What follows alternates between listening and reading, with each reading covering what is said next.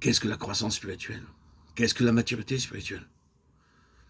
Aller de l'avant dans notre marche avec Dieu, qu'est-ce que cela veut dire? Nous avons, je le crains, des idées bien mélangées à cet égard.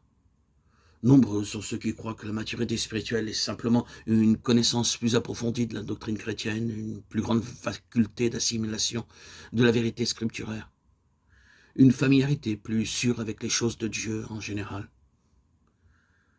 Les capacités de cet ordre-là sont facilement regardées comme des preuves de croissance, de développement spirituel, de maturité. Or, il n'en est rien, bien-aimé. Frères et sœurs en Christ, auditeurs, auditrices, la marque distinctive du développement spirituel et de la vraie maturité est la suivante. Croissance en nous du Seigneur Jésus, au prorata de la décroissance de nous-mêmes. Le voilà, le signe de la maturité.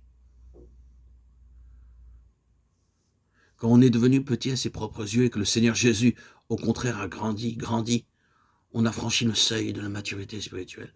C'est cela la croissance. On peut en savoir plus long que beaucoup d'autres en matière doctrinale, faire preuve d'une intelligence remarquable de la vérité, même de la vérité scripturaire, et rester néanmoins petit spirituellement, absolument dépourvu de maturité, comme si l'on avait gardé quelque chose de l'enfant. Être ou devenir un enfant, comme Jésus nous y invite, ou rester dans l'enfance, spirituellement, sont deux choses tout à fait différentes. La vraie croissance spirituelle est là, tout entière. Il croit, je diminue. L'accroissement du Seigneur Jésus dans la place qu'il occupe et dans la valeur qu'il prend à nos yeux, voilà la pierre de touche. Qu'est-ce donc que le service chrétien dans la pensée de Dieu? Se mesure-t-il à la densité de notre programme? Pas nécessairement. Faut-il être constamment occupé de ce que nous appelons les choses de Dieu? Non pas.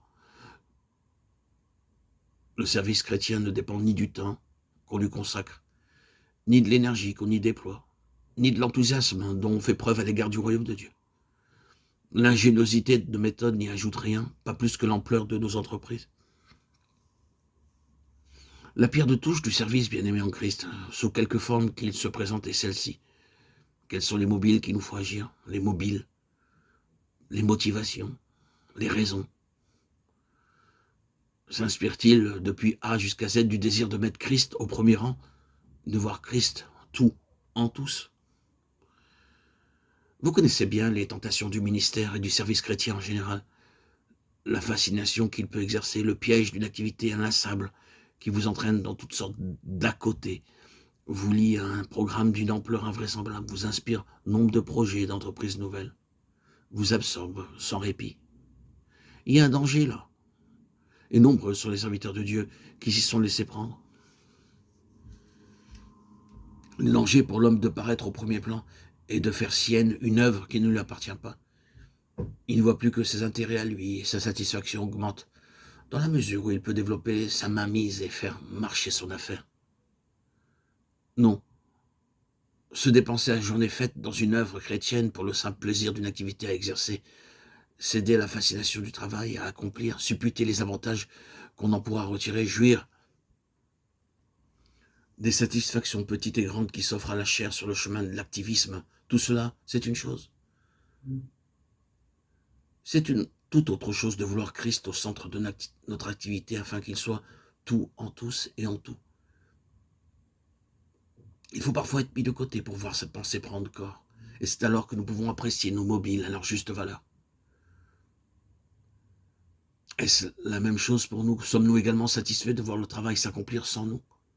Cela nous plaît-il que notre mise à l'écart contribue davantage à la gloire de Dieu que notre collaboration?